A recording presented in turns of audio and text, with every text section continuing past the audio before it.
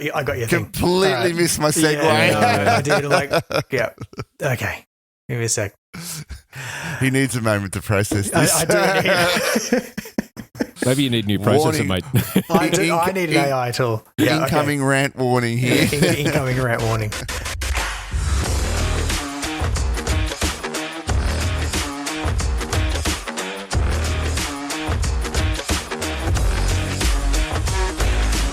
Welcome to GCP Bytes, episode number 7 for Friday, the 6th of December, 2024.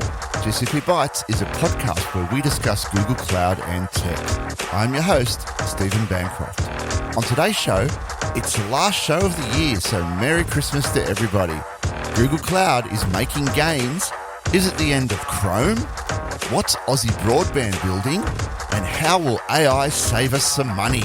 Find out in the AI Wars. Before we get to any of that, I'd like to introduce the co-host of the show, Dave Wall. How are you going, Dave? I'm doing awesome today, mate. Looking down the barrel at the end of the year. That's it. And our very own GDE, Ian Brown. How are you, Ian? I'm good, mate. How are you? Good. Ah, yes, the last show of the year. How are we all feeling? Pumped. It'd be nice to have a little break from the content schedule, huh? It would be. It would be. We're going to take a break over Christmas and New Year's, and we did discuss the return date, but I can't remember it off the top of my head right at the moment. But it's halfway through January thereabouts, wasn't it? Yeah.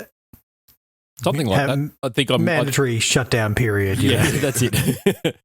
Mandatory leave taken, except I'm not taking any leave. Damn it. I'm on a big break. I'm actually on leave right now, so I'm putting in the hours for you guys. Oh, very good.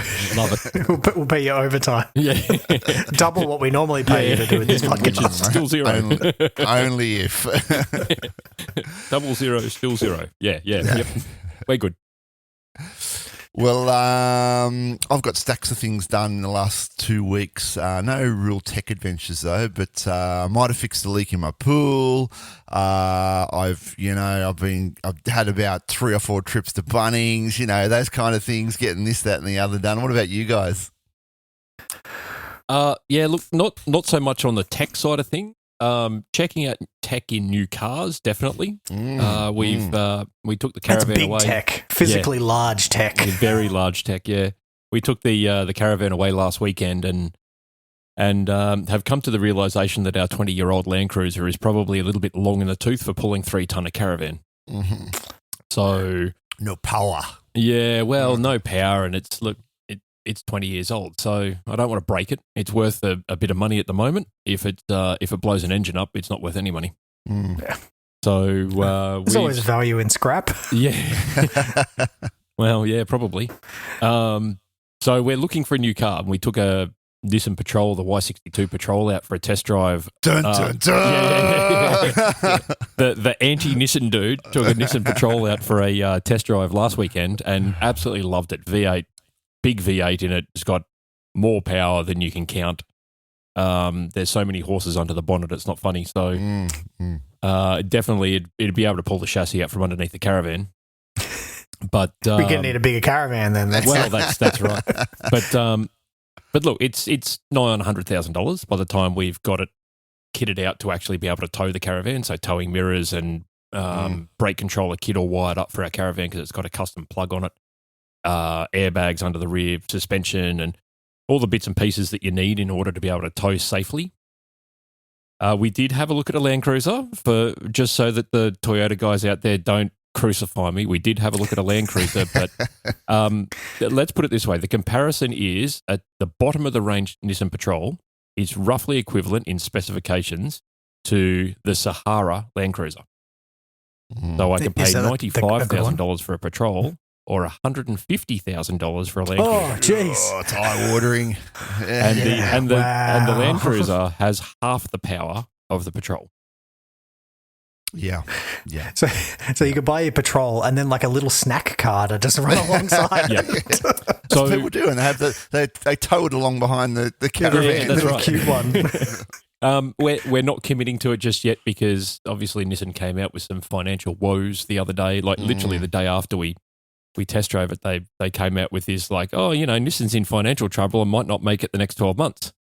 So I don't want to. And go it's and buy not a just car. Nissan; it's the parent company, right? Yeah, that's right. Nissan, Renault, Nissan, Mitsubishi. Yeah. So Renault is pulling out of Nissan, which is where it's all stemmed from. So my concern there is that I buy $100,000 worth of motor vehicle, and in 12 months' time, I have no warranty.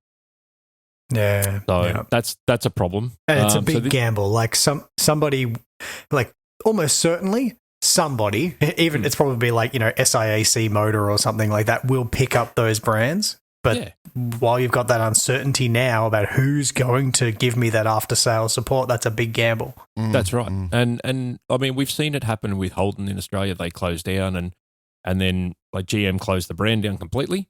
But GM was still present and you could still get parts and all that sort of stuff. So that wasn't so much of an issue.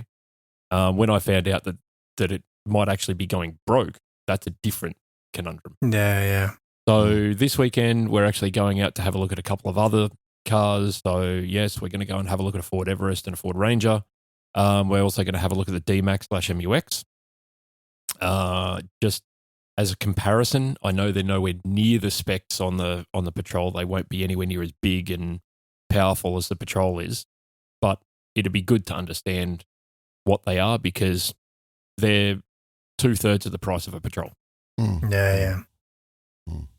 So, what if you get two of them and then you can run them in parallel, right? Like like horses on a chariot. You can sit on the top of your caravan and then Oregon Trail. I won't have spent more money than a Land Cruiser. But you do get that 4JJ engine in those. So well, that's right.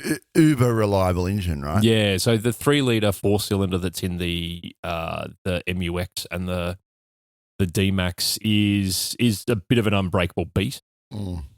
The issue that I've got with that is out of the factory stock standard, it's 140 kilowatts of power. Yeah. The Everest and Ranger are 184, 188. I can't remember the numbers now. Big difference. And the Patrol is 298 or something kilowatts. It's nigh on 300. 98. What is it? A ship engine? Yeah. Let's put a dirty great big Cummins diesel in it. You got to wait until you get outside the city limits and then you can start burning bunker oil. Yeah. So look, I think the Ranger / Everest works out at about $69,000 with our trade-in built. The MUX and D-Max are slightly more than that. I think they're 72. The Patrol are coming at about 100. So that's all within the realms of possibility. Yeah, right. Well, lots of good options there, mate, and good luck with your search. And good luck to Nissan, right? Let's fingers crossed. I wish them the best of luck. I don't want to see that brand go away because that's the rivalry. That's it, yeah. If there's no rival, then how can I exist? Yeah. Well, Becky and I gave each other plenty of crap on our Cape trip last year. Yep, and then it was the Nissan that eventually gave up. So. Yeah, that's right. Yeah. By the way, I'm told I should have it back by the end of the year, so we'll see what happens. I don't have it back yet, but this year, it's the never-ending saga. You've raised the question now. It's a never-ending saga. But Dave, you had a factory expansion. You mentioned it. Tell us about it. So I was getting a bit tight on capacity. So getting a bit of a backlog of orders. Need a bit more, like a few more machines just to be able to handle it because a lot of them are running pretty much close to 24/7. Like I'd be kicking batches off just before I go to bed, and then just turn the same machine around to run it first thing in the morning. But wanted to hold out for the Black Friday sales and Prusa, which most of my print farm, or pretty much all my print farm at the moment, is running on Prusa 3D printers. Great Black Friday sale came out, so I've added another 4 machines there, but also I'm upgrading every machine that's in my farm currently, so they're going to be able to print faster, print a bit better. So that's going to be a big project. That'll be about 20 machines worth of upgrades that I kind of need to do over the next month or so before a pallet load of hardware turns up for my really large printer that I purchased about a month ago. So that's a significantly larger machine that'll let me print I could print like a 1/2 meter cube on it. Not that I'm going to print a 1/2 meter cube, but but things that size, yeah. So when you say you're upgrading the machines, what are you upgrading in them? So a bunch of my like original ones, they're running like an ancient little controller. It's like a 8-bit controller. Yeah, right. Which is, they do pretty well, but they don't have the performance to be able to do input shaping, which is on sort of newer machines, which allows them to run a lot faster because they're doing the math to calculate sort of the resonance. So as like the print heads are moving around, they can start to actually like work out when they need to sort of slow down so the head's in the right spot at the right time so that you don't lose print accuracy. Yeah. But it's pretty much like a 100% increase in speed. So for a bunch of my really old machines, that'll be like doubling them, and it was not an expensive upgrade to do that.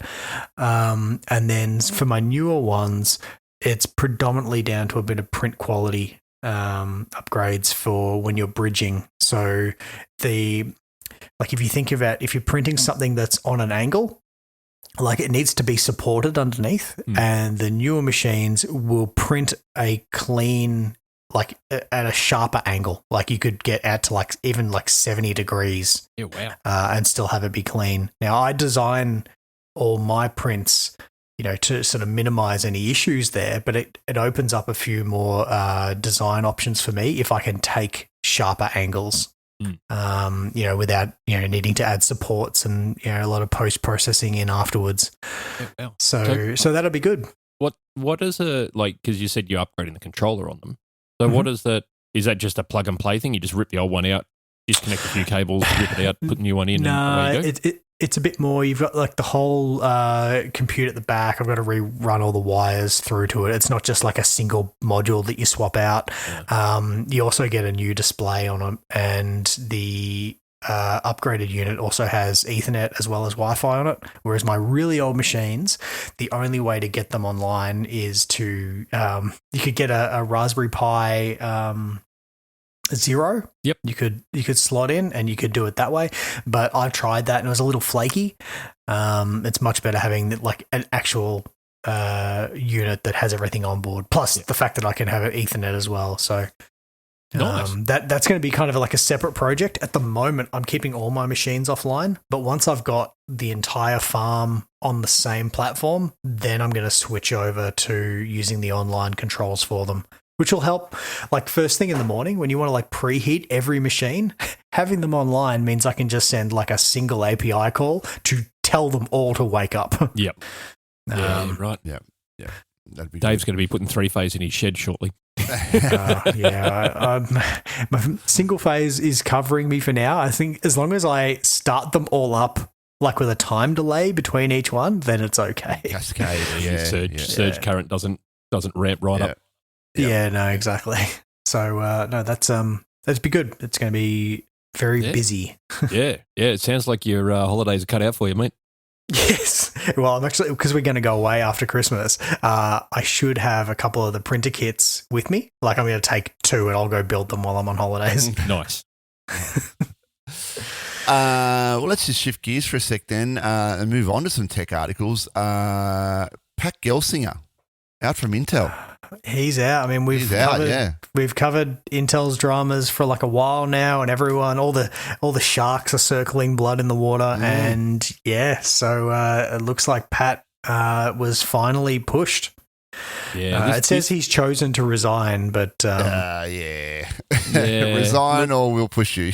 and I think this is largely because Intel announced a $16.6 billion loss for Q3 of 2024.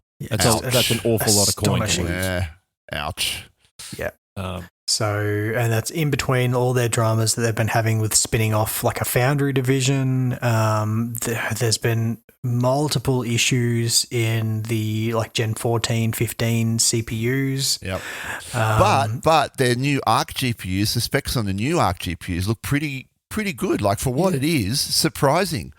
I think they're a bit behind the 8 ball though on the GPU and TPU front.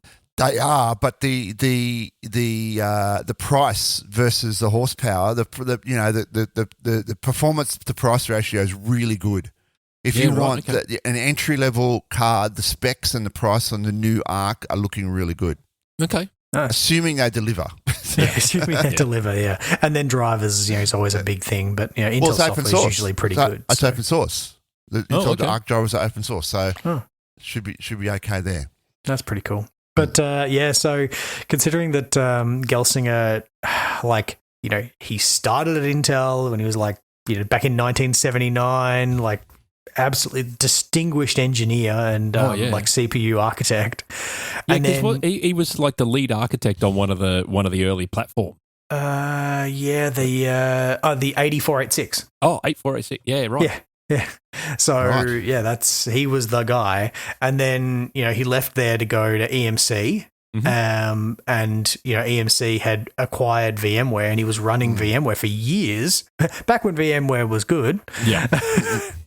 And then he sort of came back to Intel back in 2021 because Intel hasn't been looking good for a while. And was clearly brought in to try and right the ship, and unfortunately, the last 3 years have not been kind. Yeah. So it's kind of a shame to I guess to end his career out that way. Yeah, more or less. But he might find something to move on to. I wonder how much of that, because obviously the CEO bears the brunt of all sort of bad financial market in a business, but I wonder how much of that is actually his fault. Or how much of that is the board not agreeing with him or wanting to do something different and vetoing projects that would have put potentially Intel right. It could very well be. And I'm seeing some rumors now that it's likely that the new CEO could be one of the board members that had clashed with him over the years on strategy. So, we'll see there. But Intel squandered their manufacturing approach. They used to have the best nodes, right? You were okay, the whole TikTok design philosophy where this year you would get a node shrink and then next year you would get performance optimizations and then the year after you'd get another node shrink, and then they just got stuck on 10 nanometer. Yep. And in that time, TSMC just absolutely leapfrogged them. And then proceeded to keep they just kept jumping. Yeah, that's right. So, I think where it sort of for me comes down to, if you think of AMD when they ditched their foundry business. So, years ago now. What was it? Probably 15 years ago. Yeah, it was a long time ago. To Global Foundries. It was clearly the right call for AMD because it was hey, we just want to be chip designers. we have no business actually running fabs. We're not manufacturing. Yeah, that's right. And I expect Intel's probably going to go the same way. And maybe they're doing really, really well too. AMD, their Ryzen 9 processors are phenomenal. Intel killing machine. To coin the term, and that's been part of the response. They're partly responsible for the downturn. Yeah, that's right. And they're Ryzen. So my young fella, he had the option to buy a brand new PC last year, and he chose to go all AMD. So Ryzen and a Radeon, and he loves it. Yeah. The only thing that I'm seeing that is attractive on the Intel side at the moment, and I see this more in the mini PC space, right? Is that the Intel ones, if you get an Intel machine, you're more likely to get at least 2.5 gig NICs and Thunderbolt. Right, you've got some of the I/O is significantly better than any of the AMD options.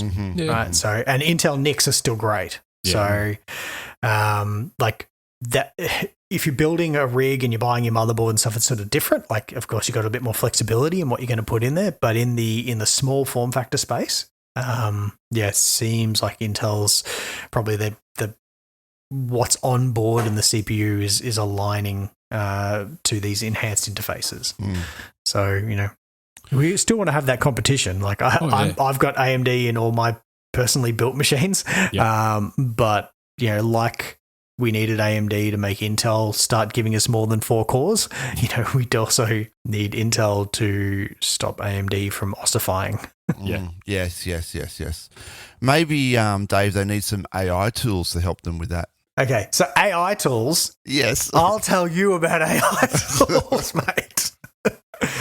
So what is being my bugbear at the moment is AI tools, right? So, so I got 2 in particular. So I hate the AI search summary, the overview. Hate it. Here we go. We liked it last episode. We liked it. Now we don't like it. No, last episode I was like, hey, this is a new interesting thing. Now I've had to live with it for a fortnight. I hate it and I don't want it there. Right? Well, it's at the top of the screen. DuckDuckGo then. Start using DuckDuckGo then. Well, I might just have to. Maybe I'm going to Bing. That's it. Take it. Start until there's a binging ChatGPT one. Not get the information I need, and then tell me, what is it you don't like about it? Well, okay, for a start, I don't like it being at the top there, right? Like that's where I want my consuming number real estate. 1 links. That's the premium spot. Don't you like ads there? Don't you like an ad there, a sponsored link there? No, but most of the time, the sponsored link is actually the link I want anyway. Right? The sponsored link is just the same link that's number 1, but Google gets a click cost. Yeah. So, but you almost certainly, I actually want to click that link. And then, if I've got Pi-hole enabled, then it doesn't work for me anyway because the Google ad bit is blocked. Yeah. I love it. It frustrates the living daylights out of my wife, though, because she keeps clicking on the sponsored links. On the and sponsored then it's link. why doesn't this page work? And I'm like, oh, yes, it's blocked, love. It's got a tracker. I have to say, I was trying to solve a problem on one of my music laptops over here last night, and the bit of software on it wasn't doing as I expected, and trying to judiciously Google some answers for it, and the Gen AI response at the top there said, go into here and open this and then click remove and add computer. And I went in there and, of course, that option just didn't exist. It was completely wrong, the information it was giving me. I had exactly the same problem on the weekend with a question I asked it, and I was like, I'll give it a crack. And I found that it was completely off. And then I've been paying more attention to it of late, just to try and see if it's like it was just maybe the search term I put in like researching specs on cars. And it's completely off the mark. Like it's taking US variants of cars and all sorts of, and I'm like, right. Get rid of this thing. And then I searched on how could I get rid of the AI overview. No, you can't do that. Oh, we can't? We can't opt out? No, you cannot opt out of it. It is not an optional thing. Maybe you can get a plug-in to kill the element or something, maybe. Yeah, maybe I need that. But, Google disabled that in Chrome. Shit, it's not in Manifest 3. Yeah. So, so that's the thing. That's one. Yeah. The other one is... So, like my website is Shopify in the back end, and part of that is you get Shopify inbox. So, when you're on a website, a little pop up in the corner says like, hey, ping us if you need any help, right? So if someone does that, it pings me, right? I get a message and I can just talk to them. I don't have to sit in front of a thing. I can just do it on my phone. However, Shopify in their wisdom are like, oh, great. We will use AI to auto-generate your responses. So, but it does it into the text box. So the first thing, just a note, you can disable this, but by default, it is on. Yep. And you have to do it in every place. You can't just do like, okay, for this store, whether you're on the computer or on your phone or somebody else's phone, have it disabled. So it comes on by default. And it does pull information from your store, from like your product listings. That's cool. However, it dumps it straight in the checkbox. So if someone says, hey, have you got, I don't know, amount for this device, you can't just go and type straight away because there's a little thing where it's like generating the response and then it comes up with some garbage, which may be right, but not probably in the spirit of actually what the customer asks. And then you have to delete what's in the text box and then type in. Yeah, that's frustrating. Right. And if you're not paying attention, you can just hit enter and it goes because it sends it. It's like, why did you put this on by default? Even if you wanted to have like a little thing like, hey, maybe use this, or here's a prompt that you can click a button and response, and put it into the text box. But yeah, so far, I'm not liking this AI future. Well, this is my own judgment day. we talk about AI rants. I had to contact a company, an online retailer, the other day, and they've got the AI generated like little helpery thing. And so you jump in there and it's like, hey, I'm chasing up the tracking on this. I haven't received it yet. And it's like, oh, and it pops up. It's evidently an AI response. Here's the tracking link. I'm like, yeah, that's not what I asked for. I want an update on the tracking, not the tracking. I've already got the tracking link. I'm well aware of how to track something. You sent me the email that's got the link in it. I want an update on it because it's been more than a week and I haven't received it. And it took me 3 or 4 goes before I figured out the exact prompt to give it to actually connect me with someone legitimate. So you just go, customer support, customer support. Oh, no, I was quite abrupt with it. Customer support, please. Well, my experience has been a little bit better. During the Black Friday sales, I bought some audio software, and a lot of course, everyone's on the bandwagon now, and all the audio software includes AI. Everything's got to have AI in it. It's the new catchword.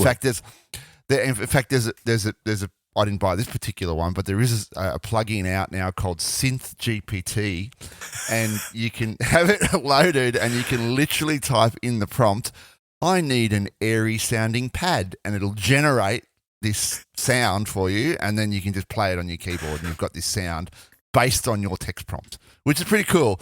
But a lot of the things that I like to use are like audio processing tools, to remove noise and enhance this and enhance that stuff. So I got a few plugins like that. And one I did get was, it's called Ozone 11, and it has like a couple of presets and an auto thing on it, which is automatically generates your preset from AI, using AI. And you know what? It does the job. Like it's can turn, a very average sounding thing into something that really pops and sounds really good. So I was pretty happy with that purchase. And of course I got it at a fraction of the cost because of the Black Friday sales. The holiday that we don't celebrate. In that world. The holiday that we don't celebrate. Well, yeah, exactly. Yeah. So yeah. No, I get it, Dave. It's Oh, that AI overview, I hate it. It's the bane of my existence. It takes up so much room. And you search on the phone. The fact that you're reading it and they go, I have to go double check this. And so I have to do a different search to double check it. Yeah. Like, well, now it's taking me longer. You haven't helped me. Yeah. That's the problem. It's not 100% reliable. That's a big problem at the moment. And talking about oversight, we really do live in the nanny state, don't we? We very much do. We very much do. Although Australia has ditched plans to fine tech giants for misinformation, which I think is actually a step backwards because, there is a lot of misinformation on social media. I mean, come on, the Earth is round, people. You know what I mean? The Earth it's actually an oblique spheroid. It is not flat. Yep. It is indeed an oblique spheroid. Yeah. I'm glad that you corrected yourself to that. We need that. We got that bulge in the middle. It is get that right. Yeah. Round-esque, round adjacent. Yeah. So I was a little bit disappointed with this one, but it's a matter of how do you police it? I guess the stuff is there. They got to be seen to removing it, but it ends up being Streisand effect, and the stuff just amplifies. But what they have gone and done, and we don't want to get too caught up on this one, is introduce a social media ban for children under the age of 16. And I have some very, very strong opinions on this. But discuss. But to be very mild on it, I don't want or need the government interfering with how I raise my child. If I say that my child is allowed on social media, it is because I respect his ability to interact with it safely enough that I have given him that privilege, because otherwise he doesn't get it. It does seem like an overreach from that perspective, yep. And I think if you're not comfortable with your child being on social media, then don't let them on social media. It's simple. I mean, I would come at it that say that nobody should be on social media and that social media has been a poison in society. 100% agree. And that absolutely no one should be on it. And so the ban should be across the board. But I know, like, thankfully, because I remember just the dumb stuff that I used to do online when I was a teenager, like the things that we would do on like MSN Messenger, right? Where at least there's no record of it, right? IRC. Man, IRC back in the day. So like I would have been so dumb posting things on like MySpace and stuff, but that all came out like just a little bit after me, right?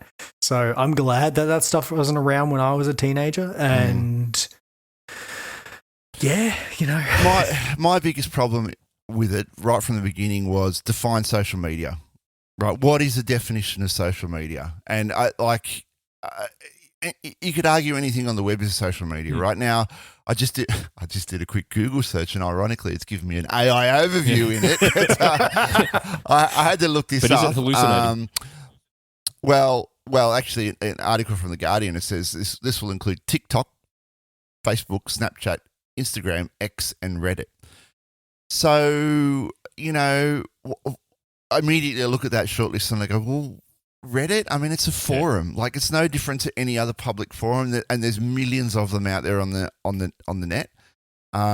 Okay, you're banning TikTok and Snapchat, but 99% of the videos that appear on TikTok and Snapchat end up in YouTube Shorts anyway, and you've got the same interaction happening on YouTube Shorts. Yeah, I think that's part of the goal is that YouTube Shorts and Instagram Reels is supposed to be like a similar thing. It's that short form factor video. YouTube's not included in the list. Apparently, YouTube's okay. Right. So, where's your Blue Sky? Yeah. Right. So X is banned, but like everyone's moving to Blue Sky at the moment. I don't see that on there. You know, how far do you go? Is Discord a social media platform? And then I think the more worrying concern I've got is how are they going to police? Because the only way I can see them policing this is with the thing that we voted against, a digital ID. That got thrown out. And so now I can see that they're going to require both the parents and the child to get an ID to validate the child's age. And I'm not sure I'm going to do that. I think we're just going to have to see how it actually fleshes out. I think that's more, for me, that's more of a point around it. It's like, okay, well, how's it going to be enforced? I think I've now settled down, like, because I was originally much like, what are you doing? We're all going to have to go to this, you know, get an ID. We're all going to have to, you know, scan in. You know, I guess I'm kind of set back now to be like, yeah, like, let's just kind of see what the go is. Because at the moment, like, all the social media companies, like pretty much all the internet companies, were supposed to be like banning kids like 13 and under, right? Like 13, right. That was under the COPA, the Child Protection Act, like the US one, right? So this is really at the moment just taking that from 13 to 16, realistically, right? It sits with them, right? It's on the platforms themselves to, you know, not have them on there. Now, how that gets proved kind of remains to be seen. But then the $30 million fine that the government could levy against the social media then says, because that's what they're proposing, is $30 million against the social media company that doesn't prevent children from accessing the platform. And I'm like, well, how are you going to police that? Like, my son's got an account that says he's 18 on Facebook because he wants to get access to Marketplace. And I'm like, fine. I understand that that's what you're doing, and I know the account, and I follow the account, and I can see what's happening on it. But it's only for Marketplace, and he literally just sends me stuff on Marketplace, and it's like, Dad, you need to buy this? Like, no. But that's your decision as a parent, right? To allow him do that, right? That's an individual decision made around, you know, what his abilities are and what he's, you know, that he's going to be fine with that, and you're monitoring that situation. So. Yeah, it is an overstretch in that sense. And here's the thing, like my daughter, she's 13 now, she'll be 14 in January. She's going to be affected by this, right? Because she's on some of these platforms. And if this comes in late 2025, right, she's on some of these platforms and it is her conduit to her friends and her social sort of group. That's what they do at the moment. That's how they do it. And suddenly that's going to be taken away from her, right? No, it ain't going to happen, right? Like, come and find me, right? But like, you know, she can deal with it. We can manage it. I got ways of managing it here. You know, that's just suck it up, sunshine. Yeah. Literally, if I need to, Matthew will get access to my Facebook account, my Instagram account, and all the rest of them, because that's his way of connecting to his friends too. We live in a rural area. We live in an area where his nearest mate is about 10 kilometres away, and it's 10 kilometres on a very busy mountainous road. I'm not having him ride there. Yeah, so he's not riding his bike there. No. So anyway, we'll see. As you said, Dave, we'll see how it fleshes out. But it's a mess. I think they've created. I think they have too, really, and I hope that they rectify it. Well, given that both the major parties were, happy to stamp that one through in 3 hours, that ain't being rolled back. That ain't being rolled back anytime soon. No, I think that's here to stay. All right, then, on that bombshell, let's get on with the community news.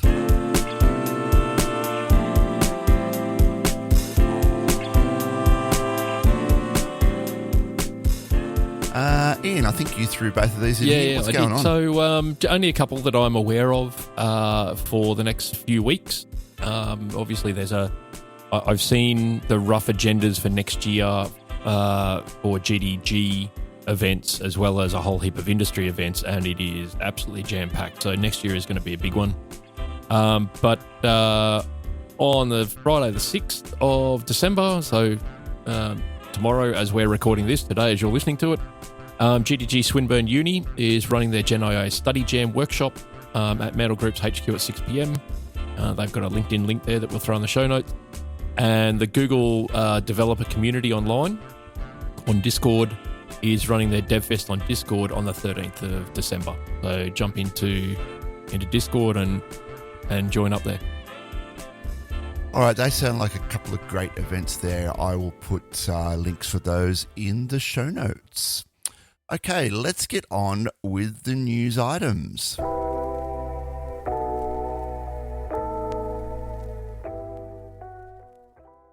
First news item off the bat here is a quick financial item. An article's come up on Seeking Alpha, which I think is a market stock sort of review place.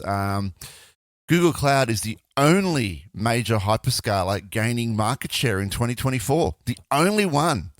I did highlight some things on here, but for some reason my highlights aren't showing anymore. But anyway, Google Cloud is running circles. The TLDR is Google Cloud is running circles around Microsoft Azure in terms of in-house chips and is still ahead of AWS on this front, which is cultivating into market share gains. And I think we've seen this with a few articles that have come out that constantly saying, Google's moving ahead, the others are stagnating.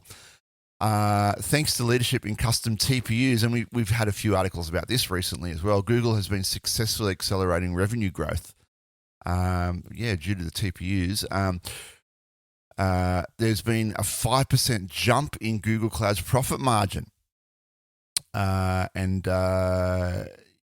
Investors are liking that, and they're understanding Alphabet's savvy AI strategies beneath the surface. So, looks like, as we've seen, there's been good news for Google in 2024. I think it was interesting seeing in this graph. All the providers are still growing, but the other two majors, their growth has plateaued. So they're growing at so they're like 19% for AWS and Azure about 33%. That's right. But Google's one jumped from 29 to 35%. So their growth rate grew. It's interesting to note too that when we talk, say, Google Cloud has jumped, that actually means Google Cloud Platform and Google Workspace. But the note I saw in this article was the CFO, Anat Ashkenazi. Sorry if I butchered that. I have definitely butchered that, and I do apologize. However, has said that GCP grew at a rate that was higher than cloud overall, which means that the cloud unit's growth rate was even higher than 35%. which is an encouraging number because Google's always been well very behind nice. Azure and AWS. AWS is obviously the incumbent, the big player, and Microsoft just throws stupendous discounts at businesses and tells them that if they move to any other cloud, then they're not licensed. And their security is no good, But no, it certainly seems like a long, slow burn, doesn't it? It does. Slowly chipping away at it. So we're seeing Google now at about 13%, Azure at 20%, and AWS at 31% market share. So only 7% between Google and Azure. Like, that's not far off. So, I mean, if this continues through 2025, it will be very interesting to see what position Google will be in at this time next year. All right, well, let's move on then. Google, in a little bit of legal hot water, the Dodge is coming after them, and there's a lot to break down in this, but article here on TechCrunch, and I think this has been covered by a lot of places, saying that Google must sell Chrome to end the monopoly. Google saying it's a decision that could fundamentally change one of the world's largest business and alter the structure of the internet as we know it. Bit melodramatic, perhaps? Yeah, look, maybe, but look, I find this a bit of an interesting one. Google owns Chrome and they own search, and Chrome uses Google search by default, but then so does Safari on Apple devices, and Microsoft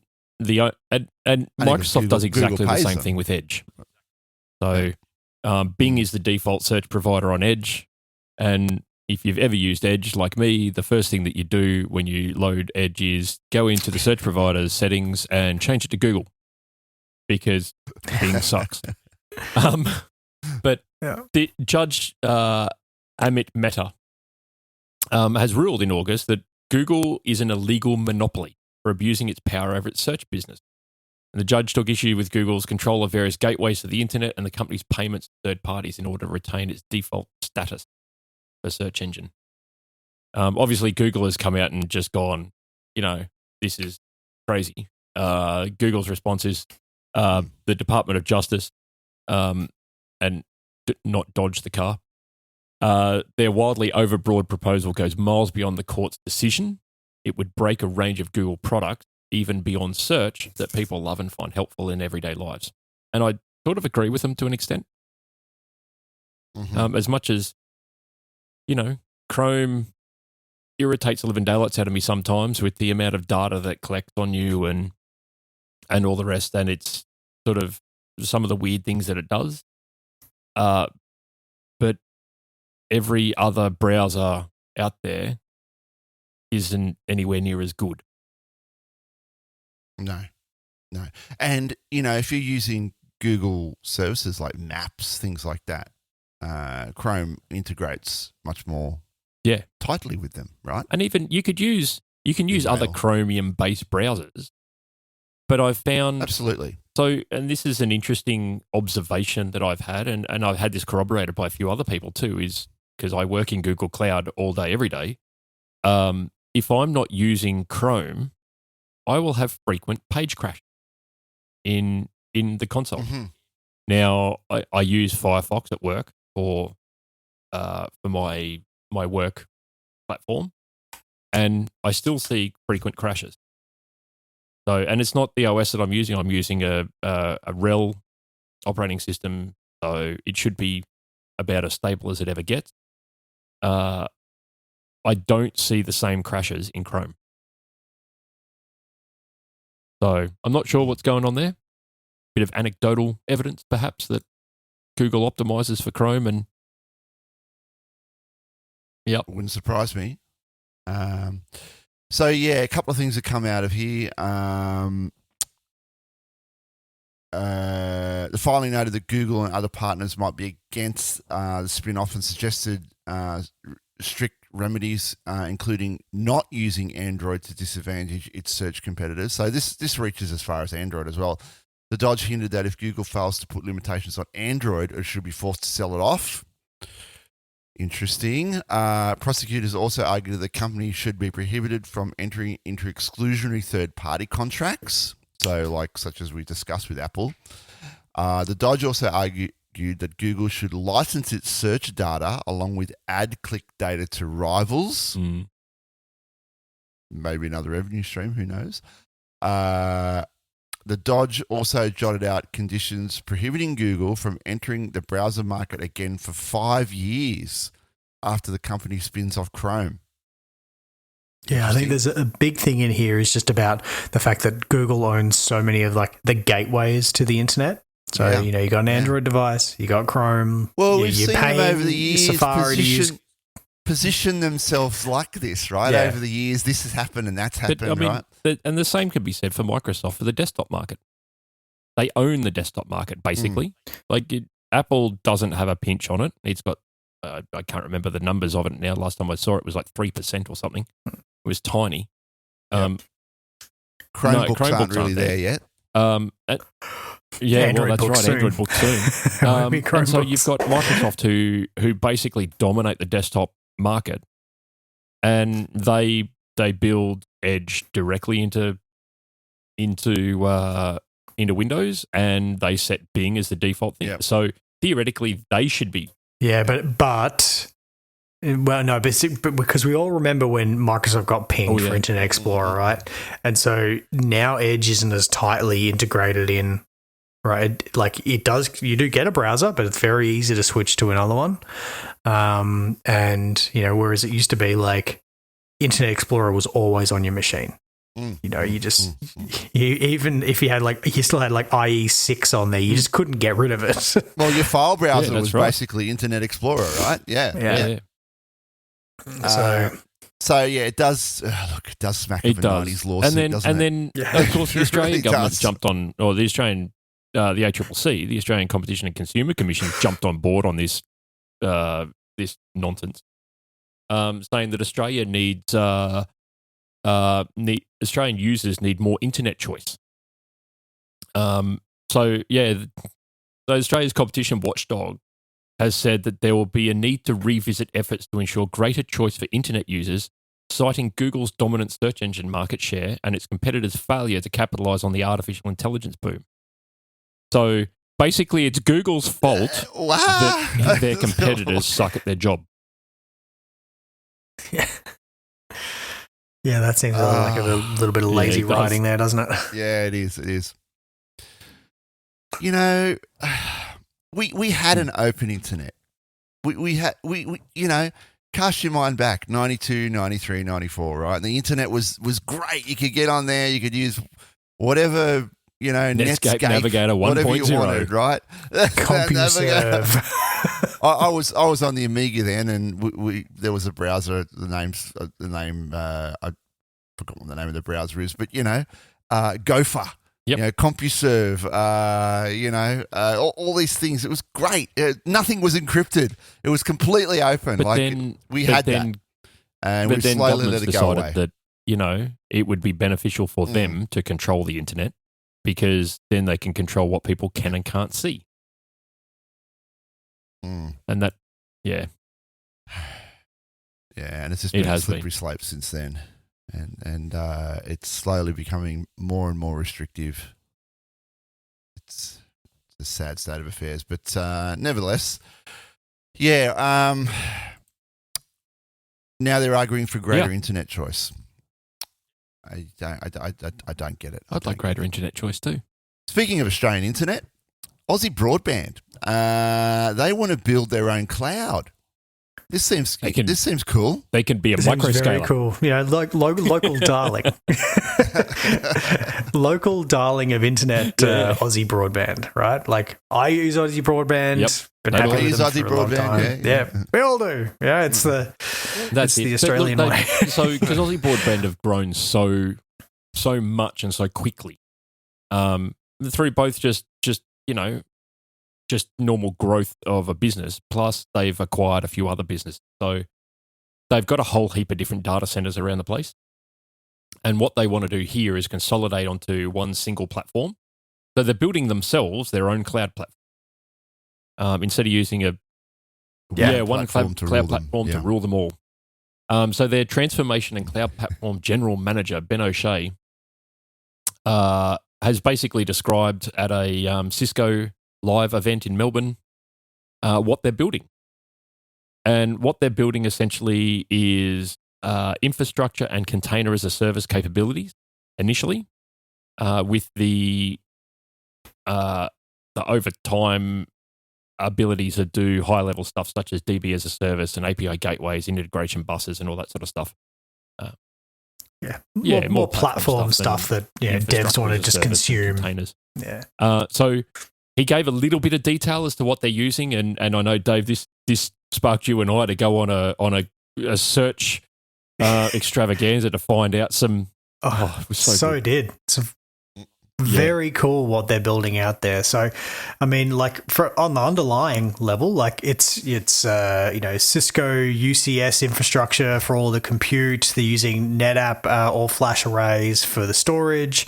They're using Pure Storage for the Portworx, I guess, for the fabric zoning. Software defined storage software platform.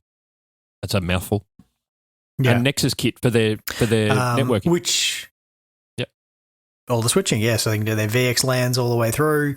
Very funky. I was actually surprised when I first read this, seeing both NetApp and Pure in there, because I've used like both in deployments, and I particularly I was quite a big fan of the Pure storage arrays and the way they do like evergreen licensing, which is pretty cool. But this is interesting seeing it from I guess probably more of a zoning perspective. But I think the thing that got us, and the thing that really intrigued us both, was they've partnered with SUSE. So the enterprise Linux company that builds OpenSUSE. So they're providing the cloud operating system software stack using Rancher RKE2 for containers, and then Harvester for IaaS VMs, and NewVector for security and observability. Now, we had no idea what Harvester was. We had to go on never heard of it. Had never heard of Harvester. And it is a super cool infrastructure as a service platform and container as a service as well for Linux. Yeah, so you're still running basically KVM VMs under the hood, but they're treated as like a custom resource within Kubernetes. So it's still going to be Rancher running the Kubernetes environment, and there still are going to be pods that are related. The VMs themselves aren't inside pods, but some of the additional services like QEMU and stuff like that are required for the VMs, those are still pods that are all linked, and they're all just managed. And I think still the one cubes thing under the hood. that I really loved about this was the ability. So in Google's Kubernetes engine, and I'm assuming every other version of Kubernetes, you can have namespaces. Separate all your workloads up into different namespaces, but that's only for the pod or the containers in that in Kubernetes. In Harvester, you can do that with VMs as well. So you can have a mixture of containers and VM in their own namespace. Yeah, it's a really great way to be able to do microseg without having to do firewall rules and things, like add all that additional complexity in there. I guess you'd also then be able to do service meshes for your VMs too. Potential, that would be easy. There. Yeah, you can have your VM, you can throw a little Nginx pod next to it. And so they're looking to retire their legacy corporate virtualization platform, which we can only assume is VMware. Yep. And the compute and storage hardware platforms that underpin it. And the existing Docker and Kubernetes platforms will be retired as well. And beyond replacing that, Ben O'Shea said they are also looking to host Aussie Broadband's ISP services as well. So DHCP, Radius, DNS, NetSIP, all that sort of stuff on this. Yeah, I think their plan at the moment is to use this new environment to bring all like their corporate systems over, so all their internal stuff, and then over time, the additional services being layered on. But I mean, very, very cool. And, you know, they've got the chops to be able to run it. They're a good engineering org there as well. So, you know, some people who want to move back from the cloud to on-prem, you know, aren't going to have the the wherewithal to actually maintain it. But, you know, I'd give Aussie Broadband definitely. a pretty good chance I'd love to there. see what comes of it. I really would. It's it seems like Yeah. a good endeavor. Oh, I mean, I'm just excited about seeing more and more investment in more open virtualization platforms as well.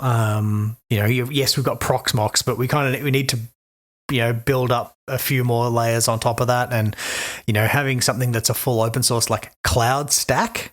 Yeah, and even if you know are going to get down to the point of doing like DBs as a service and, you know, like a Cloud Run equivalent and things like that, like. Yeah, it's very cool. Things like OpenStack. Yeah, that's right. Yeah, yeah. OpenStack was a good thing. And New Vector is another another SUSE product. It's now called SUSE Security.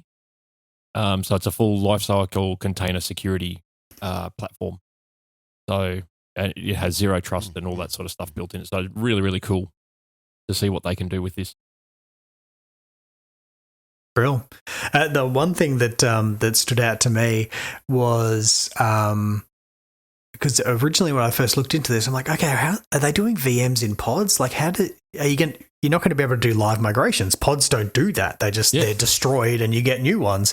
But because they are still a KVM VM under the hood, you can live migrate between machines. So Kubes will manage it. It creates like a migration object.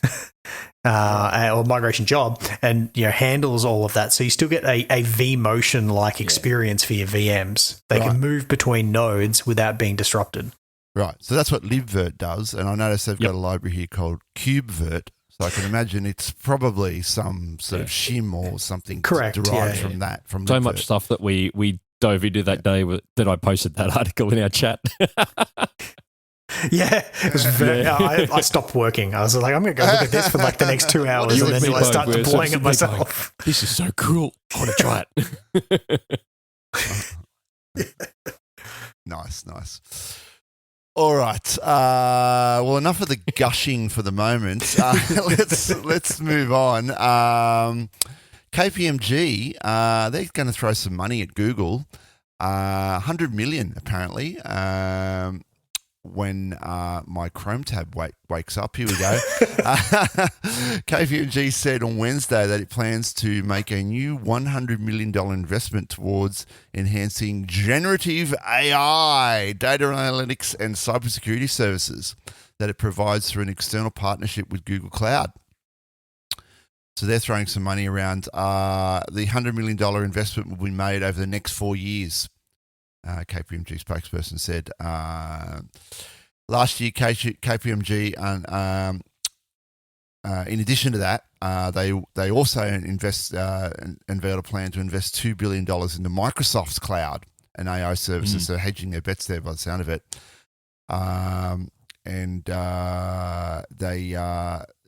This is all part of Accenture as well, while we're discussing that, also invested $3 billion in 3 years into data and AI practices to help its clients. So if you're an accounting consultant at the moment, it looks like throwing money at AI is the way to go. KPMG have gone on and said that its latest move would allow it to collaborate with Google Cloud on new solutions. Doesn't give us any details. They will help clients solve complex business challenges, focusing on data modernization and responsible AI adoption across industries. So I imagine this would be a situation where someone comes to KPMG and they're saying, you know, we've got this big mess. We don't know much about AI. Can you help us fix it and integrate with AI? And then KPMG might have some, you know, some turnkey solutions, some solution accelerators to help, you know, other businesses get on the AI bandwagon. Yeah. That's my read. It seems like it might be a little bit of the Vertex AI agents integration with the business data so that they can start visualizing that. And this article does finish off with an interesting note. It says bookings for KPMG's Google Cloud practice have increased tenfold in the past 2 years. Jeez. So that aligns with what we were discussing earlier, where we're seeing a steady growth in Google Cloud consumption. Cool. All right. And one last article before we get on with the AI wars. Australia Connect Initiative delivers new digital pathways for the Indo-Pacific. This one doesn't have just one, though. It has many. Many. Yeah. What's this all about? So there's a new Bosun subsea cable that is part of the Pacific Connect Initiative. It'll connect Darwin to Christmas Island, which is sort of northwest of Exmouth in WA, which also has onward connectivity to Singapore. Now, bosun, as some people might recognise, is the nautical term for a ship's leading deckhand. Isn't the guy who hits you with the cat o' nine tails if you're getting out of line? Send you to the bosun? Yeah, probably. I thought that name was really cool because it's also the name of a bird on Christmas Island. How clever. Yeah. Yeah, that's right. It refers to the white-tailed tropic bird, the iconic bird of Christmas Island. But then additionally, there's a new interlink cable that will connect Melbourne, Perth and Christmas Island.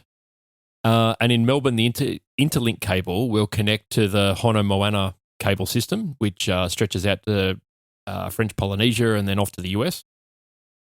And then the Bosun subsea cable system is working with partners like Vocus to deliver terrestrial fibre pairs that connect Darwin to the Sunshine Coast. So that will also connect Bosun to the Tabua subsea cable that connects to Fiji and then the US. So we're going to have a circle of cables. Right. Yeah, I'm seeing that's really good redundancy there, yep. Right? It's a ring of reliability there. You can go around either way. Yeah, so this is they don't give any stats as to how much bandwidth these cables are going to have or anything like that. It's just it's an announcement that, it's going to happen at some point in the near future. Yeah, really good and really important. I mean, we're seeing things like what happened, with this Chinese ship. We don't know exactly. Maybe it was accidentally dragging its anchor and disconnected two cables accidentally.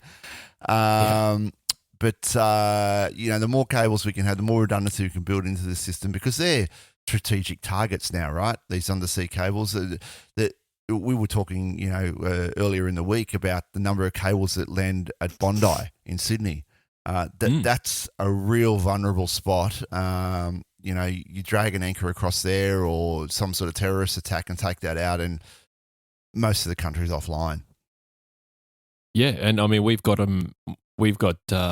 subsea cable landing in Maroochydore now up here on the sunny coast in Queensland. So, yeah, they're definitely targets. And the more redundancy we have like this, going into different, multiple CBDs, the better off we'll be. Yeah. So I like it. All right, let's do it. Let's get on with the AI wars. AI wars.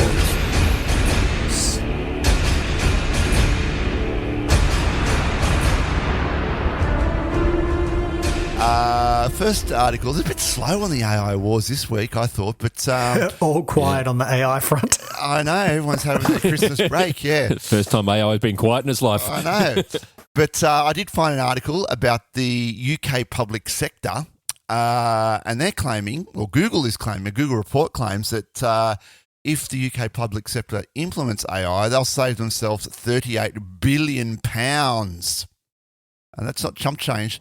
The report estimates that by 2030, 15 billion Australian. Yeah, the AI could save 38 by 20. This is by 2030 if they implement it. And how could they do this? That's the first question I asked myself. How would they go about doing this? Well, examples include the potential to provide an additional 3.7 million GP appointments annually. Think about the efficiencies there you could make with the bookings and the schedulings and all that stuff, right? If that was all sort of handled more efficiently.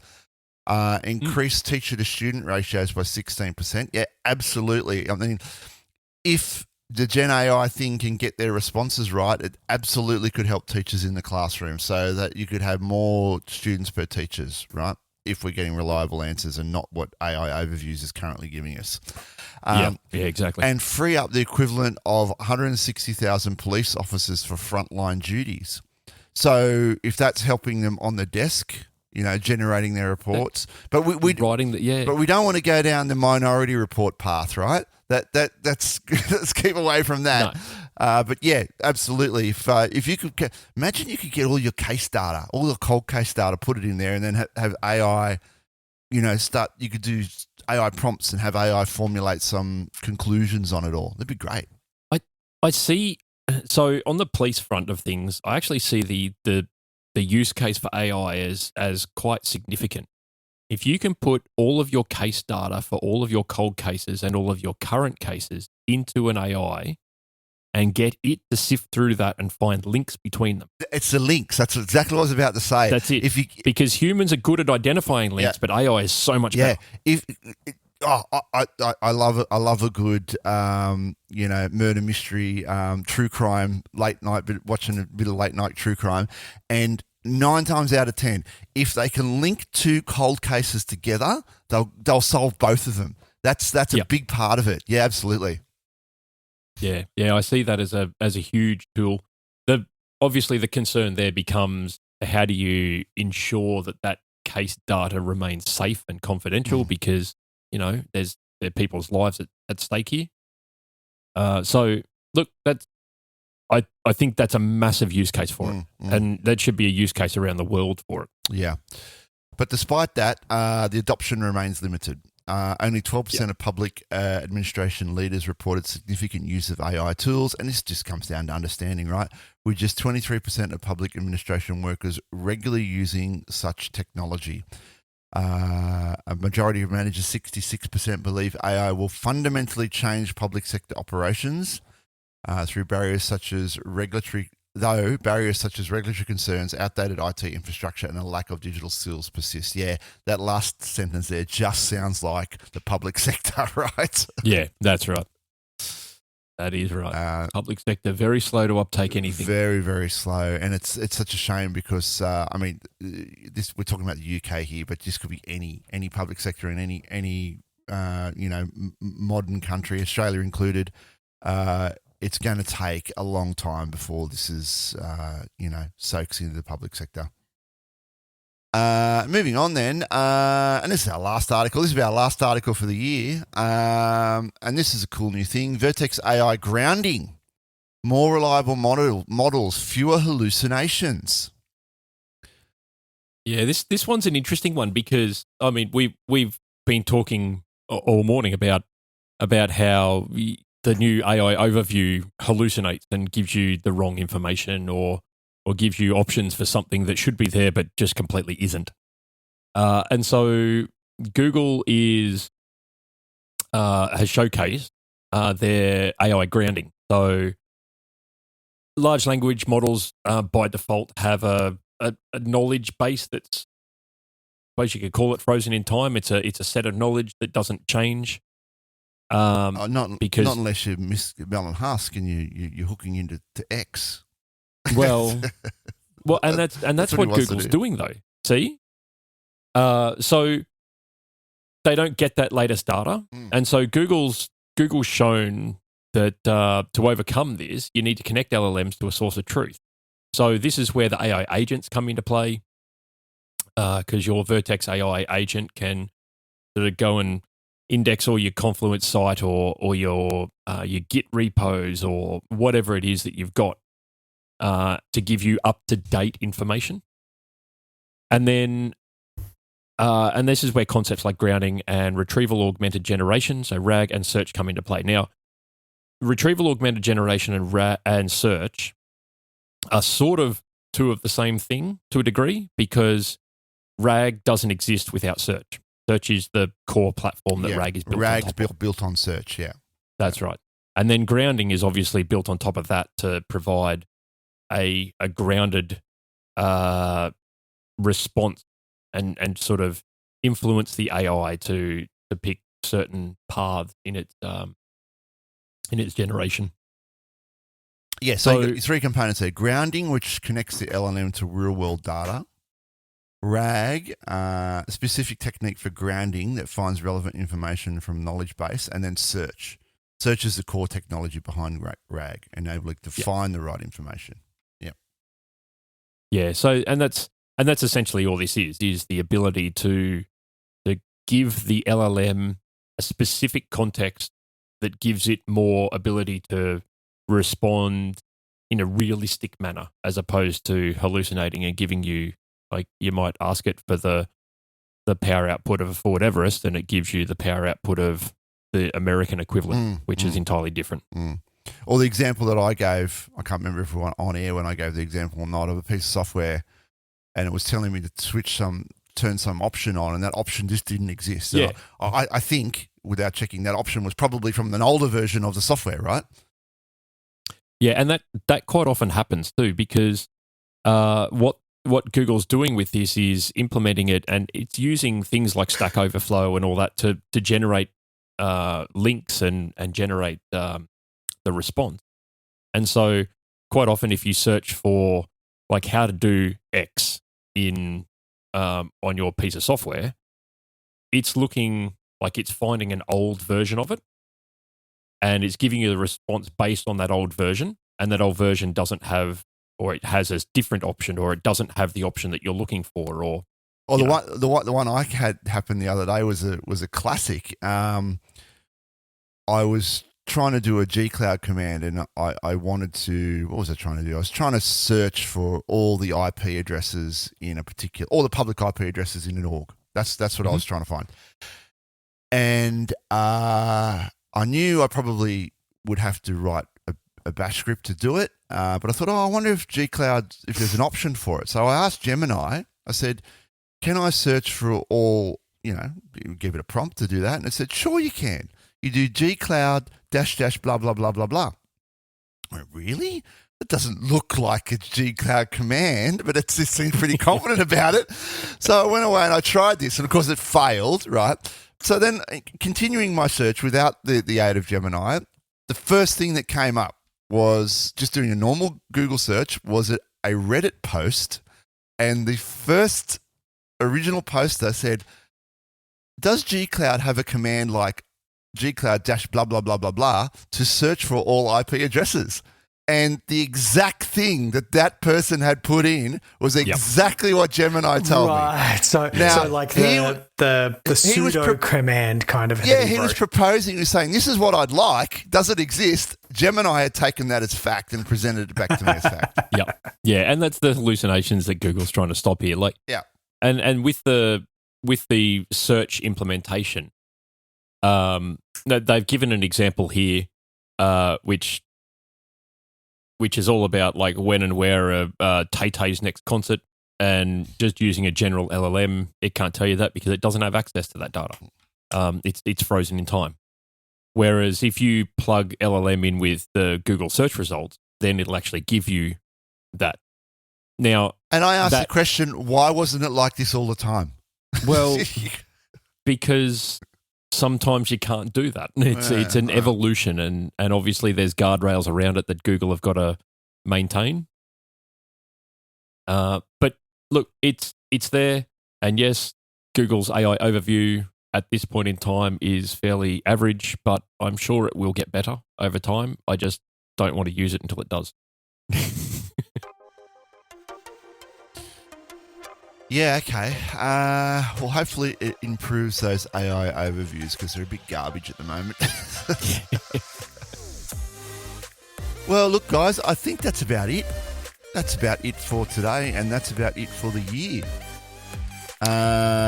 We've been here for well over an hour and a half now. So yep. I'm measuring an hour, almost an hour and 50 on the recording. Yeah. Good edit.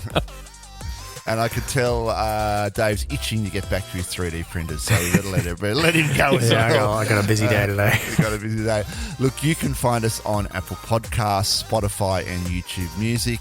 Go to Apple Podcasts, write us a review to really help the show out. And while you're there, go to YouTube, start the discussion, and smash that like button You can contact the show, contact@gcpbytes.com.au, and you find us on the web, www.gcpbytes.com.au. And today's sponsors were Hive Tech Solutions and Mantle Group.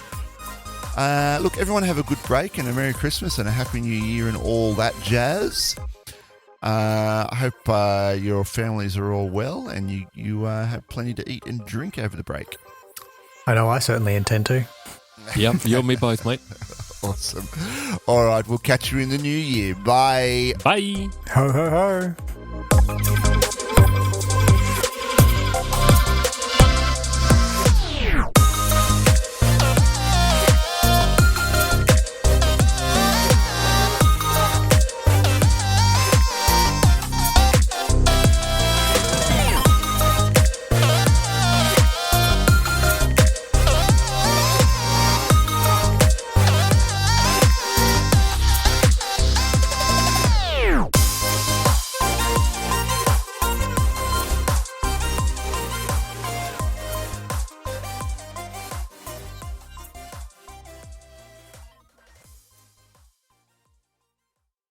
How you doing? I am so far behind on this thing. I've just opened the articles now. Yeah, cool. Well, I opened them about an hour ago. Okay, yeah, good. I've been up since 5, but it's just been I've been doing everything else around the place, and 3:30. yeah, I woke up. Yeah, I initially woke up at 4, like not of my own accord. I was like up and I'm like, oh, do I make a start? I'm like, nah, let's just see if I can try and get that extra hour back in, and then I was out. Yep. No, I was up at 3:30 this morning and just could not get back to sleep for love nor money. It's rough. And I've got one hell of a day ahead of me today.